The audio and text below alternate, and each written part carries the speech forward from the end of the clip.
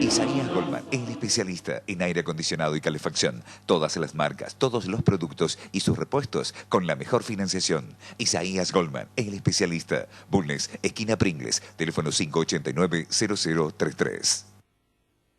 Centro Tomografía Computada Córdoba Sociedad Anónima. Instituto Ulton, líder en diagnóstico por imágenes. Primer instituto de cirugía ambulatoria mínimamente invasiva del interior del país. Avenida Vélez Arfiel 562, Córdoba, Argentina. Teléfono 0351-426-7700.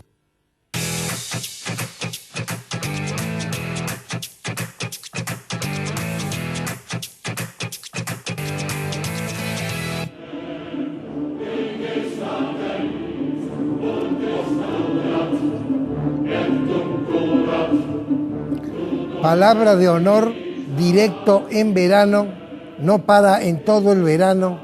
En el mes de enero salimos a las 22 horas los días martes y a las 4:30 de la tarde los días miércoles. Hoy vamos a hablar en el primer bloque de la generación de riqueza, porque Alberto Fernández, nuestro presidente, que ya lleva un mes y pico en el gobierno, se ha preocupado especialmente en atacar la pobreza, lo que está muy bien. Pero si al atacar la pobreza se perjudica, se deteriora la generación de riqueza, entonces nosotros lo que estamos haciendo es pan para hoy y hambre para mañana, porque lo único que se hace es transferencia de riqueza de un sector a otro. Y eso no continúa en el tiempo.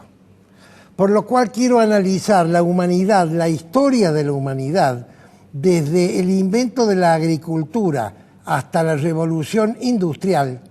La riqueza la generaba el que tenía el poder militar. El que tenía el poder militar se apropiaba de la tierra, se convertía en rey, en príncipe, en duque, en conde, en señor feudal, y se apropiaba también de la fuerza muscular, tanto humana como animal, que eran los dos aspectos de la generación de la riqueza, no había otro. Cuando llega el liberalismo, descubre la fuerza más grande que tiene la humanidad para generar riqueza en tiempo sostenido y sin aprovechamiento de nadie. ¿Saben cuál es? Es la intención que tiene el ser humano de progresar económicamente, lo que se llama el fin de lucro bien entendido, en libertad de competencia a riesgo y esfuerzo propio. Repito, libertad de competencia a riesgo y esfuerzo propio. Eso es un empresario. Si no hay libertad de competencia o no hay riesgo y esfuerzo propio, no es un empresario, es otra cosa. Es un cómplice de un gobierno corrupto. Entonces yo cuando hablo de empresarios voy a hablar de situaciones como la que acabo de definir. Esa situación que empieza con el invento del motor, el motor le da a la máquina que estaba inventada antes, le da a la máquina posibilidad de funcionamiento. Quiero recordarles, por ejemplo, que Leonardo da Vinci había inventado el helicóptero, está en todos los planos. Un helicóptero casi exactamente igual al de hoy, pero nunca funcionó porque no tenía motor. Con el invento del motor de vapor primero, del motor eléctrico después y del motor atómico, entonces cambió la historia de la humanidad. ¿Por qué? Porque empezó la producción a gran escala. La producción a gran escala en los talleres y en las fábricas, y el ferrocarril, que tenía un motor adosado a la locomotora, cambiaron la historia de la humanidad porque hicieron que la riqueza que antes estaba concentrada en la clase alta, que era la clase que tenía el poder militar, porque le daba la propiedad de la tierra y de la fuerza muscular, se convirtiera en clase media. En el mundo actual, la gran riqueza está en la clase media. Los países que han evolucionado Hablemos de Inglaterra, de Francia, de Alemania, de Holanda, de los países del norte de Europa, de los Estados Unidos, etcétera. Son los países que han aplicado este sistema y han convertido al grueso de la población en la clase media. Mucha gente dice que eso es mentira. Mucha gente dice que la concentración de la riqueza cada vez está en menos manos. Yo no sé si es o no es. No voy a analizar eso. Pero sí les voy a analizar que aunque así fuere, no tiene ninguna importancia. Porque el hombre multimillonario no tiene la plata en monedas de oro en una pileta y se tira del trampolín como Rico MacPato, el tío patilludo. La tiene en inversiones, en fábricas, en empresas. Y el que no quiere arriesgar, la tiene en colocaciones financieras en el banco. Entonces la pone en el banco y el banco se la presta a otros empresarios. Y les voy a poner 3 ejemplos.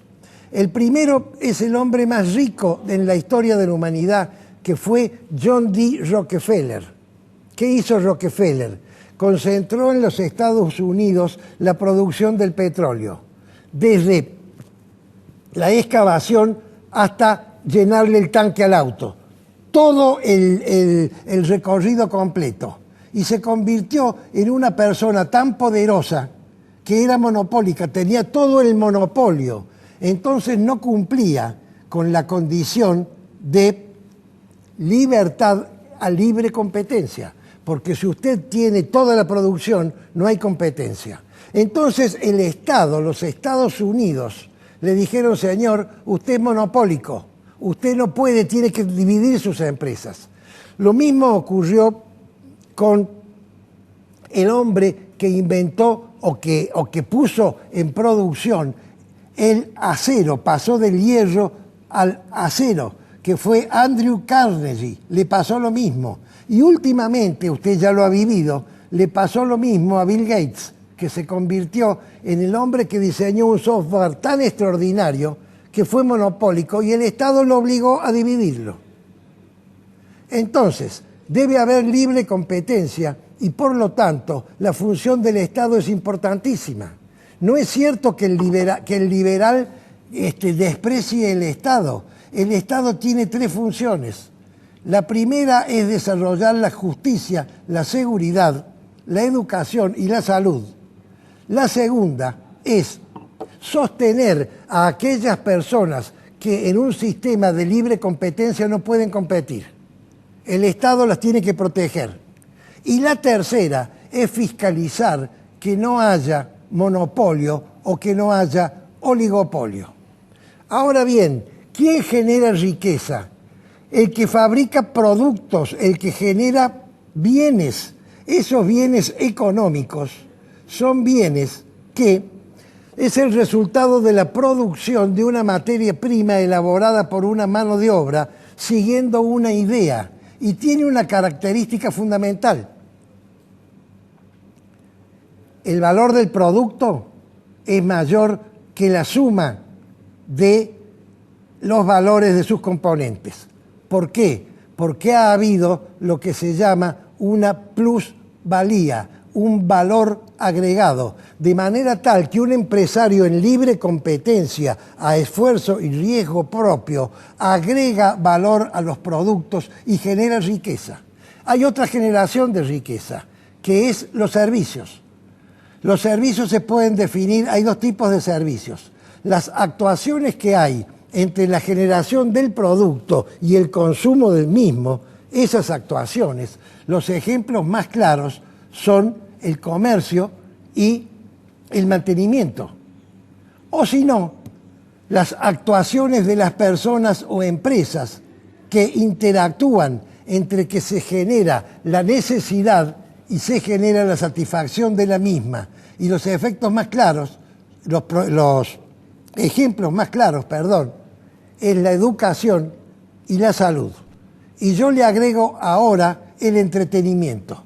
De manera tal que la otra forma de generar riqueza es el servicio, la fabricación de productos y la prestación de servicios. Nuestro presidente puede y debe asistir a la pobreza, porque si no se mueren de hambre. Pero no puede hacerlo en detrimento de la generación de riqueza, porque entonces lo que va a hacer es deteriorar a los sectores que todavía en la Argentina producen riqueza, que vuelvo a repetir, son los que generan la fabricación de los productos y la prestación de los servicios. Todas las medidas que ha tomado Alberto Fernández, que ya las hemos hablado en programas anteriores, atentan contra la generación de riqueza. De manera tal que lo que está haciendo Alberto Fernández, en mi opinión, es un paliativo para cumplir con una promesa electoral, deteriorando la estructura de generación de riqueza de la República Argentina, que es muy endeble. ¿Qué debe hacer el gobierno entonces? No ponerse en empresario, el gobierno es mal empresario, ya lo hemos visto en la historia, la Unión Soviética, Cuba, como ejemplos malos. Otro ejemplo malo, Alemania del Este. ¿Quieren ejemplos buenos? Se los voy a dar. China, que es comunista, que ahora está aplicando el capitalismo en toda la franja este de la nación. La India, Irlanda y otros países que están aplicando estos sistemas y han abandonado la pobreza y han pasado a usufructuar la riqueza que se genera. Cuando se habla de repartir la riqueza que hay, es un error. No hay riqueza, la riqueza se genera. Lo que tiene que hacer el Estado es asistir a aquellos que no pueden competir. Y la mejor forma de distribuir riqueza sin perjudicar a la generación de riqueza es, ¿saben cuál? La educación y la salud. Los países que tienen buena educación y que tienen buena salud, de alguna manera están distribuyendo riqueza en aquellas personas que generan menos riqueza. Alberto Fernández tiene que ser muy cuidadoso en las medidas que está tomando, porque si no va a ahuyentar a la producción. La Argentina tiene la mitad de la capacidad industrial instalada ociosa. Pero para darle trabajo a esa capacidad instalada y para que vengan nuevas industrias, no tiene que convertirse en industrial, sino que generar las grandes condiciones, que básicamente son tres. Lo hemos hablado y lo vamos a seguir hablando. La primera de ellas es que haya seguridad jurídica. ¿Qué ha hecho Fernández y Cristina? Ha cooptado todas las instituciones que manejan la justicia, para aparentemente que los juicios en contra de la corrupción no avancen. Entonces no hay seguridad no hay seguridad de justicia, no va a haber inversiones. Tiene que haber una coherencia política. Yo no hablo de estabilidad política, pero hablo de 5 o 6 ideas rectoras para que cambiando los gobiernos se mantengan, porque si no, no progresamos. Fernández ha cambiado todo lo que ha hecho Macri. Y después, el que venga después de Fernández, si Fernández fracasa, va a cambiar todo lo que ha hecho Fernández. Y la Argentina está así hace 80 años. Y después, ¿qué tiene que haber? Viabilidad económica. ¿Cómo estamos, Pollo? 14. Viabilidad económica. ¿Qué significa eso? Tenemos una estructura económica que no funciona. Tenemos una legislación laboral que solo protege al empleado en blanco que hay, pero no va a haber más empleados en blanco. Los empleados en negro no van a pasar a blanco y la gente que no trabaja no va a tener nuevo trabajo. Entonces es una falsa protección y hace a su vez que el inversor de afuera no quiere invertir. Y tenemos además, ya lo hemos hablado y lo vamos a seguir hablando, una serie de prebendas que tiene cada una de las corporaciones que las benefician personalmente, perjudicando a la nación en su conjunto. Eso es lo que tiene Alberto Fernández y la oposición que cambiar para que no interese tanto auxiliar a la pobreza, que hay que hacerlo, sino generar la riqueza, que es el verdadero motivo del progreso permanente y justo, y por otro lado, la única solución para acabar con los pobres. Queridos amigos, continuaremos en el próximo bloque.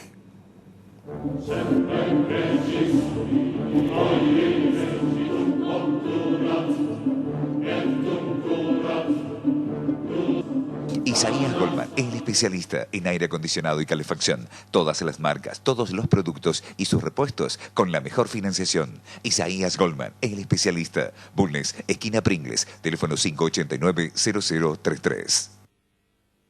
Centro Tomografía Computada Córdoba Sociedad Anónima. Instituto Ulton, líder en diagnóstico por imágenes. Primer instituto de cirugía ambulatoria mínimamente invasiva del interior del país. Avenida Vélez Arfiel 562, Córdoba, Argentina. Teléfono 0351-426-7700.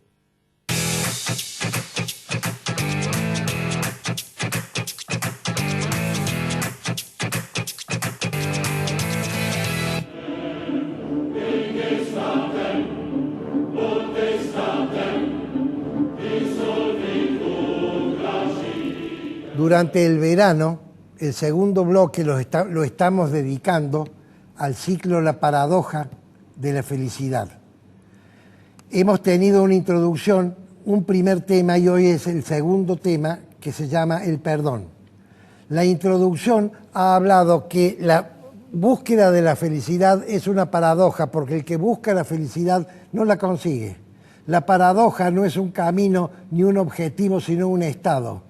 Lo que hay que hacer es construir los pilares que sostienen a la felicidad, y entonces la felicidad aparece. En la semana pasada hablamos del primer tema, el primer pilar que sostiene la felicidad, que es el sistema de creencias. Dijimos que había dos tipos de maneras de ver la vida. La persona que dice, usando la frase de Ortega y Gasset, yo soy yo y mis circunstancias, es decir, yo aprovecho las circunstancias, pero el que decide soy yo soy el artífice de mi propio destino, o yo soy yo y mis circunstancias. Es decir, acá los judíos, los masones, la banca internacional, los Estados Unidos, Rusia, manejan todas las variables y yo no puedo hacer nada. ¿Cuál de esos dos enfoques es el verdadero? Los dos. Lo que usted crea es lo que va a ocurrir en su propia vida. Y en el tercer capítulo de este ciclo, que es el de hoy, que lleva el número 2, porque el primero fue una introducción, es el perdón. Ya hemos hablado del perdón, pero está en el ciclo y debemos repetirlo. Una vez elegido la concepción de vida que queremos tener, supongamos que queremos ser artífices de nuestro propio destino, el segundo pilar se llama el perdón. ¿Qué es el perdón? Estoy hablando desde el punto de vista de la teoría del comportamiento y no desde el punto de vista religioso. Desde el punto de vista religioso, esto a su vez se potencia, pero yo no soy religioso, así que estoy hablando desde el punto de vista absolutamente secular. ¿Qué es el perdón? El perdón, la mejor definición es la siguiente. El perdón es la eliminación del odio. El odio consume energía. Para odiar, si yo odio a una persona, tengo que consumir energía, si no, no lo puedo odiar. Es como el fuego en una estufa. Yo tengo que poner un leño para que haya llama, y si no pongo el leño, no hay llama. De manera que la persona que odia está gastando energía en odiar. ¿Se entiende lo que estoy diciendo? La semana pasada hablamos de la guerra entre Irán e Irak. 10 años de guerra, gastándose la plata del petróleo en la guerra. Necesitan gastar la plata para guerrear, en vez de desarrollar los países como están haciendo, por ejemplo, los Emiratos Árabes o Kuwait. De manera tal que el odio es, entonces, consume energía, y el perdón es la eliminación del odio. Por tal motivo, el perdón es un acto interno. Yo decido no odiar más. Ni siquiera tengo que avisarle al que odiaba que lo he perdonado, porque el perdón se realiza dentro de mi ser. Lo único que tengo que decir es, he decidido no odiar más. Y al dejar de odiar, dejo de consumir energía. Por supuesto que si además tengo una actuación con la otra persona, potencio la situación, pero no es eso lo que yo quiero analizar. El perdón no es solo un hecho puntual, voy a dejar de odiar al que estoy odiando. Es también una posición frente a la vida. Vamos a ver que cada uno de estos pilares que vamos a ir analizando en cada uno de los temas del ciclo son en realidad posiciones frente a la vida. No solo hay que dejar de odiar cuando odiamos, sino que hay que tener una actitud frente a la vida de rechazar el odio. ¿Entienden la diferencia? La actitud de rechazar el odio me convierte a mí en una persona conciliadora en vez de ser una persona confrontativa. Cualquier tema, cualquier problema, cualquier situación que yo analice en mi vida, si he dejado de odiar y he tomado la decisión de no odiar más, entonces lo voy a solucionar o intentar solucionar a través de la conciliación. ¿Qué es la conciliación? Llegar a un acuerdo con la otra parte sin ganar energía en generar una confrontación. De la otra manera, la persona que está orientada a confrontar, lo primero que hace es confrontar.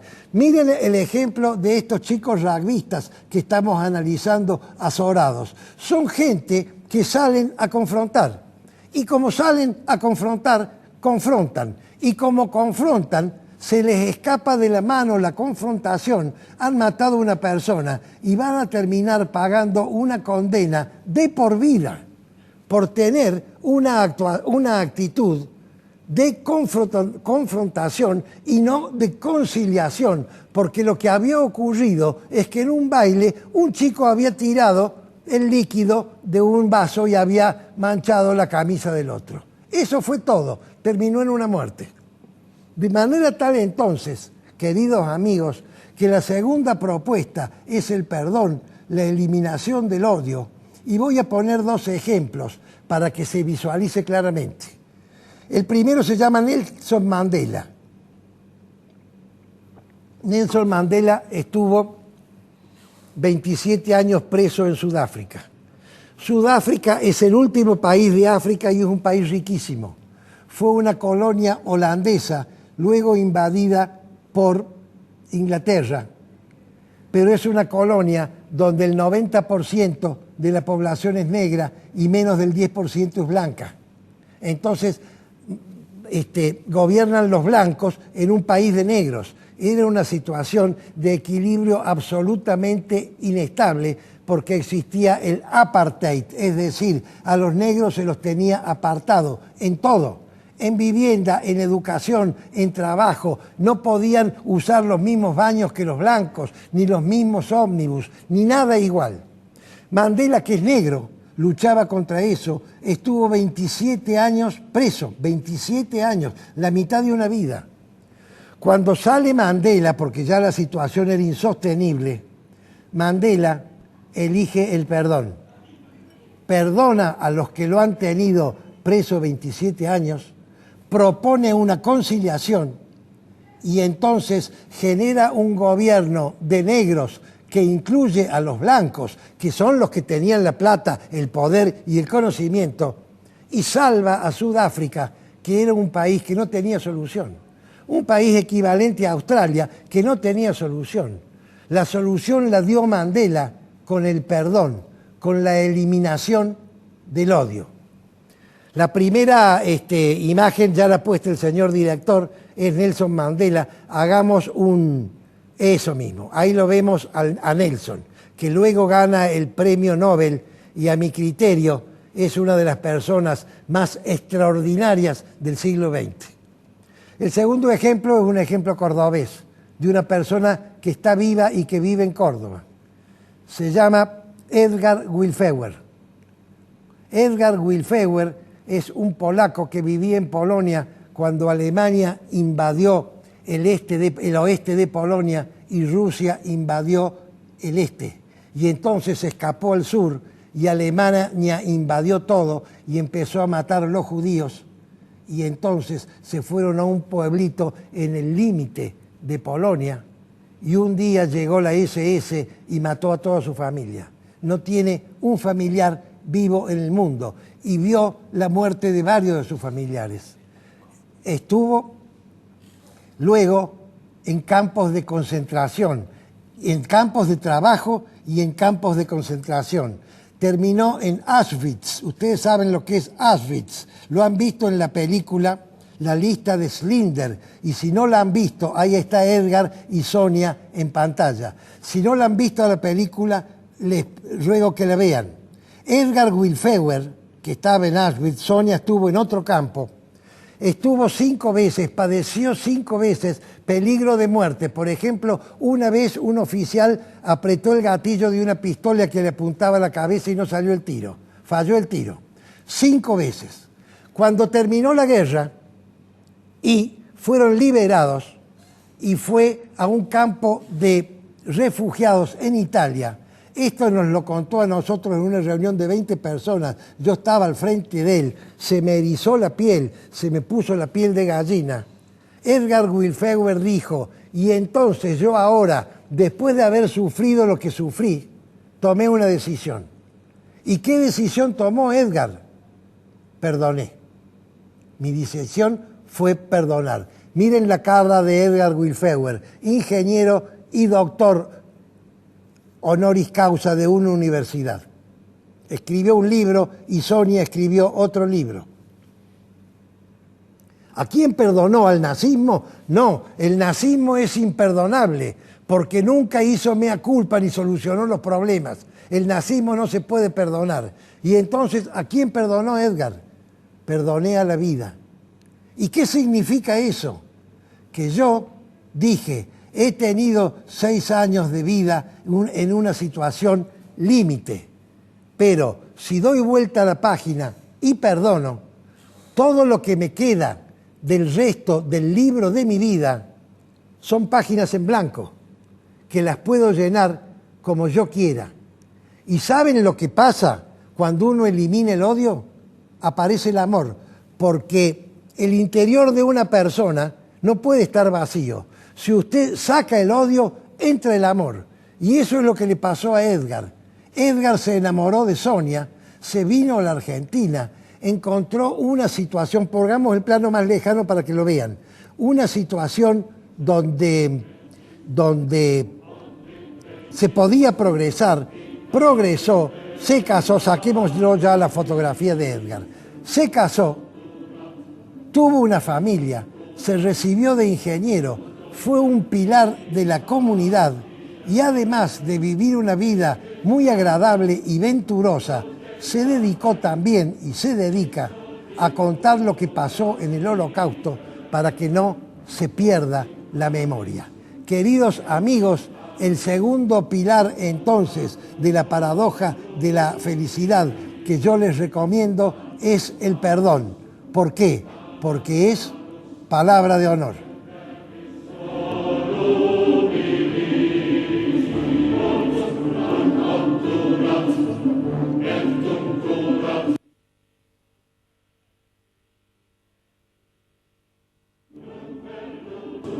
Isaías Goldman, el especialista en aire acondicionado y calefacción. Todas las marcas, todos los productos y sus repuestos con la mejor financiación. Isaías Goldman, el especialista. Bulnes, esquina Pringles, teléfono 589-0033. Centro Tomografía Computada Córdoba Sociedad Anónima. Instituto Ulton, líder en diagnóstico por imágenes. Primer instituto de cirugía ambulatoria mínimamente invasiva del interior del país. Avenida Vélez Arfiel 562, Córdoba, Argentina. Teléfono 0351 426 7700.